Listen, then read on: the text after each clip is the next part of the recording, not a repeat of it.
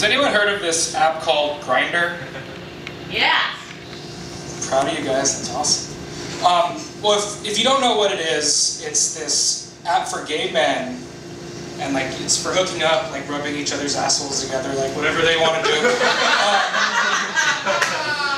But it's like, so you create a profile, and then you log on, and it creates this like radius of people you can hook up with.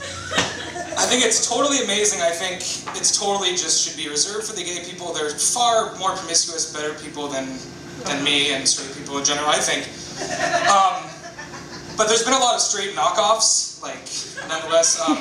My least favorite one is this one called Yenta, and it's for Jewish people.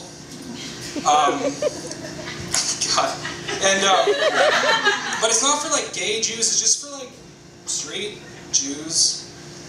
And I haven't been on it, but I just imagine that it's probably like broken up like into like financial categories. So like if you make like over $250,000 or more, that'd be like a hot hit. But I feel like it's probably just, it's not used for its original purpose at all. It's probably just a bunch of Jewish people asking each other like where they can get like the best pastrami sandwich in LA or something. But I was thinking they need to like just completely redo their model. They need to have it be for gay Jews. But they'll need to change the name, so I was like batting around a few names. I think my favorite is Oy vey, I'm gay, would be like really, I think, pretty killer. But you'd have to say it in a Woody Allen voice, that just seems appropriate. Like, Oy vey, I'm gay, or whatever. But I realized after saying that I sound like a really gay, Jewish Australian person, so that's that. But I was at a Vietnamese wedding recently. You should have fucking seen this thing. It was 300 Asian people. And I walk in, I'm with my fiance, and I'm with Julie's parents.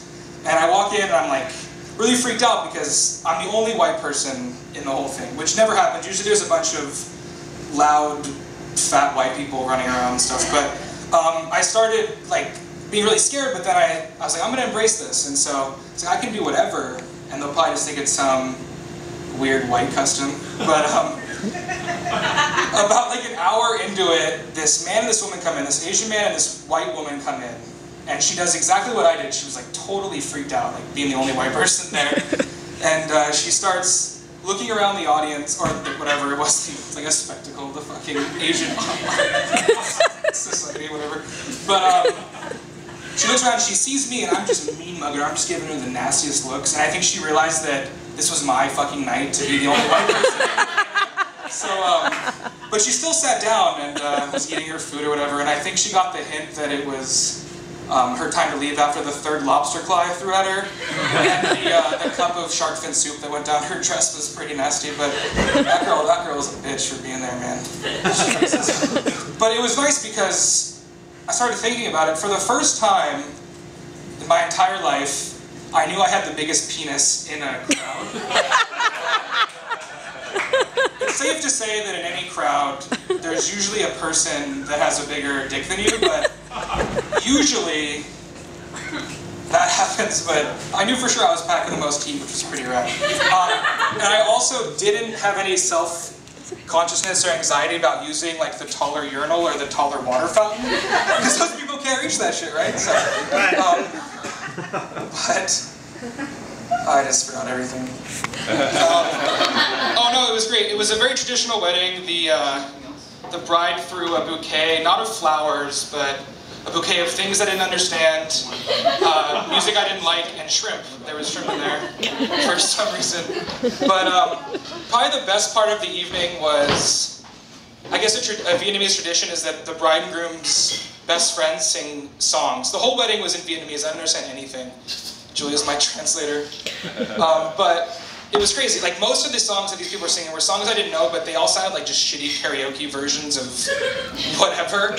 But towards the end of the night, this guy gets up and he starts singing this really beautiful song. I was completely moved by it. I was touched. I didn't know what he was saying, but the sound of it was just so harmonic and beautiful. And thinking in my head, I was like, this must be filled with all these love idioms. Just, we'll be together forever. I'll be with you till the afterlife. We'll die old together. And I was like, this is so beautiful.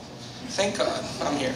But then I look over at Julie and I'm like, what is this guy saying? And she starts laughing. She's like, this guy's literally just been saying the word wedding over and over again. Like, he's just stating the obvious. Like, instead of what I thought it was like, you know, my rendition was, I will love you forever into the afterlife, we'll die old, but really it was just wedding, wedding, wedding. You're at a wedding, you're at a fucking wedding. Like, so dumb, or whatever that custom is, but we had to leave because my future father-in-law got blacked out off of a fifth of Hennessy and started spilling drinks down my future mother-in-law's dress. And I'll just leave you with one little thing of advice. Don't let an Asian person drive you home blacked out, just like anywhere, because it's, especially like in an area coming from Orange County where everyone's Asian and probably blacked out after the wedding, it was fucking chaos. But thank you guys, I appreciate it.